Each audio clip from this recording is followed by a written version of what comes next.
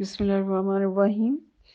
عزیز طالبات، آج ہم اقتدار اعلیٰ کے بارے میں مختلف نظریات کا آغاز کر رہے ہیں۔ اقتدار اعلیٰ کے بارے میں دو نظریات خاص طور پر اہمیت رکھتے ہیں۔ ان میں تکثیر پسندوں کا نظریہ اقتدار اعلیٰ ہے، پلورلسٹک تھیوری آف سوورنٹی، اور جان آسٹن نے وحدت پسندوں کا نظریہ اقتدار اعلیٰ پیش کیا ہے۔ اس کو آسٹن کا نظریہ اقتدار اعلیٰ بھی کہتے ہیں۔ تو یہ ہم کل دیکھیں گے، لیکن آج ہم دیکھیں گے تکثیر پسندوں کا نظریہ اقتدار اعلیٰ۔ تو تکثیر پسند، اس کے ٹائٹل سے ہی آپ کو اندازہ ہو رہا ہے، جو اقتدار اعلیٰ کو کثیر حصوں میں دیکھنا چاہتے ہیں۔ تو تکثیری اقتدار اعلیٰ کے حامیوں میں جو مفکرین شامل ہیں ان میں لاسکی ہے، دیوگی، کریبے، میٹلینڈ اور بارکر۔ تو یہ جو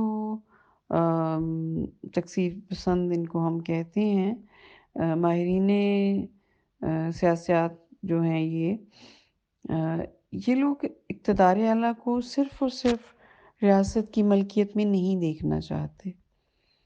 عمومی طور پر ہم دیکھتے ہیں کہ ریاست طاقت کا مظہر ہوتی ہے، اقتدار اعلیٰ کی طاقت ہوتی ہے ریاست کے پاس۔ لیکن یہ لوگ جو تکثیر پسند ہیں، یہ صرف اور صرف ریاست کے کنٹرول میں اقتدار اعلیٰ کو نہیں دینا چاہتے۔ ان کے خیال میں جیسے ریاست فرد کی زندگی میں، سیاسی زندگی میں اپنا کردار ادا کر رہی ہے، بالکل اسی طرح سے بہت سارے دیگر ادارے فرد کی اقتصادی، معاشرتی، مذہبی، ثقافتی، تعلیمی اور صنعتی پہلوؤں پر اپنا اپنا کردار ادا کر رہے ہیں۔ تو ان مختلف نوعیت کے اداروں کو اور ریاست میں اقتدار اعلیٰ کو تقسیم کر دینا چاہیے۔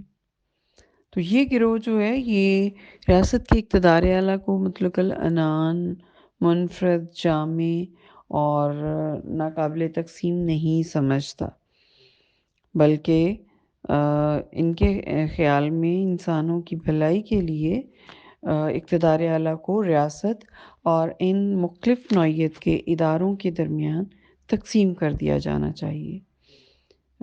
ریاست کو وہ تمام اداروں پر حاوی حیثیت نہیں دینا چاہتے، نہ ہی ریاست کو دوسرے اداروں کے رولز ریگولیشن میں کسی قسم کا کوئی مداخلت کا اختیار دینا چاہتے ہیں۔ تو تکثیر پسندوں کے اس نظریے کے بنیادی اصول ہم دیکھیں گے۔ ان لوگوں کے خیال میں ریاست اور جو دیگر انسانی ادارے ہیں یہ مساوی حیثیت رکھتے ہیں۔ جس طرح ریاست ایک ادارہ ہے، اسی طرح باقی بھی ادارے ہیں۔ تو ریاست کو دیگر اداروں پر برتری نہیں ملنی چاہیے۔ تکثیر پسندوں کا یہ خیال ہے کہ قانون رسم و رواج سے لیا گیا ہے اور ریاست کی تخلیق جو ہے یہ قانون نے کی ہے، تو وہ قانون کو ریاست کی پیداوار نہیں مانتے۔ یعنی ان کے خیال میں قانون ریاست نے نہیں دیا ہے، قانون ریاست کا کریٹ کردہ نہیں ہے، بلکہ قانون تو معاشرے سے آیا ہے، معاشرتی رسم و رواج سے قانون بنتا ہے۔ تو تکثیر پسند ریاست کو ختم نہیں کرنا چاہتے، لیکن وہ ریاست کے اختیارات میں کمی کرنا چاہتے ہیں۔ اس کے علاوہ یہ تمام اداروں کے اقتدار اعلیٰ کے قائل ہیں اور ریاست کو باقی دیگر اداروں کے مقابلے میں برتر نہیں مانتے ہیں، بلکہ برابر اداروں میں، یعنی باقی ادارے بھی ریاست کی طرح کے ادارے مانتے ہیں اور ریاست کو ان میں پہلا ادارہ مانتے ہیں، ان پر حاوی ادارہ نہیں مانتے ہیں۔ تکثیر پسند اقتدار اعلیٰ کو قابل تقسیم سمجھتے ہیں، اسی لیے وہ اسے مطلق العنان، لامحدود اور جامع نہیں مانتے۔ ان کے خیال میں اقتدار اعلیٰ جو ہے یہ قابل تقسیم ہے ریاست اور دیگر اداروں کے درمیان۔ تکثیر پسند اقتدار اعلیٰ پر مختلف قسم کی پابندیاں لاگو کرنا چاہتے ہیں، ضروری خیال کرتے ہیں، اور یہ پابندیاں ان کے خیال میں اخلاقی، بین الاقوامی، فطری، مذہبی پہلوؤں سے متعلق ہیں۔ تو اقتدار اعلیٰ کو یہ بے لگام اور مکمل طور پر آزادی نہیں دینا چاہتے ہیں، اس کی مخالفت کرتے ہیں آزادی دینے کی، اور ان کے خیال میں تمام پہلوؤں پر انسان کی جو یکساں ترقی ہے اس کے لیے بہت ضرورت ہے کہ مختلف اداروں کو اقتدار اعلیٰ تقسیم کر دیا جائے، اور صرف ریاست کا قبضہ جو ہے وہ اقتدار اعلیٰ پر نہیں ہونا چاہیے۔ اب یہ تکثیر پسندوں کا نظریہ ہے، یعنی انہوں نے ریاست کے ساتھ ساتھ دیگر فرد کی زندگی میں اہم کردار ادا کرنے والے اداروں کو بھی بہت زیادہ اہمیت دی ہے، یہاں تک اہمیت دی ہے کہ وہ ایک ایکسٹریم پہ چلے گئے ہیں اور ریاست کے اقتدار اعلیٰ میں سے تھوڑا تھوڑا اقتدار اعلیٰ ان کو بھی دینا چاہتے ہیں۔ تو تکثیر پسندوں کا یہ نظریہ کس حد تک اب تک امپلیمنٹ ہوا ہے، ہو سکا ہے، تو اس کا ہم جائزہ لیں گے۔ آج تک اس پر عمل نہیں کیا جا سکا، اور ریاست آج بھی ہمیں ایک واحد طاقت کے طور پر، اقتدار اعلیٰ کے مظہر کے طور پر اپنی پہچان رکھتی ہوئی نظر آتی ہے۔ عوام کو آزادی اور حقوق بھی ملے ہیں، یعنی عوام کو سیاسی نظام میں شرکت کا حق بھی مل گیا ہے۔ اس کے علاوہ عوامی اداروں کے معاملات میں ریاست کا جو انٹرفیئرنس ہے، ریاست کی جو مداخلت ہے، یہ بھی بہت کم ہو گئی ہے۔ مختلف ادارے اقتدار اعلیٰ نہ ہونے کے باوجود بھی بہت اچھے ماحول میں، پہلے سے بہتر ماحول میں کام کر رہے ہیں۔ اقتدار اعلیٰ کی جو مطلق العنانیت ہے، ایک دور میں یہ حد سے بڑی ہوئی تھی۔ تکثیر پسندوں کی وجہ سے ریاست نے از خود اپنے اوپر مختلف قسم کی پابندیاں قبول کر لی ہیں، ان اداروں کی اہمیت کو تسلیم کیا ہے، اور ان اداروں کی ورکنگ کو ریاست کے قواعد و ضوابط کے اکارڈنگ مینیج کیا جاتا ہے۔ تو فطری اور اخلاقی پابندیوں کے علاوہ بین الاقوامی قوانین کا احترام بھی اس میں شامل ہے۔ تو اس طرح سے آپ یوں کہہ لیں کہ تکثیر پسندوں نے سیاسی معاشرے پر ایک مثبت اثر تو یقینی طور پر ڈالا ہے۔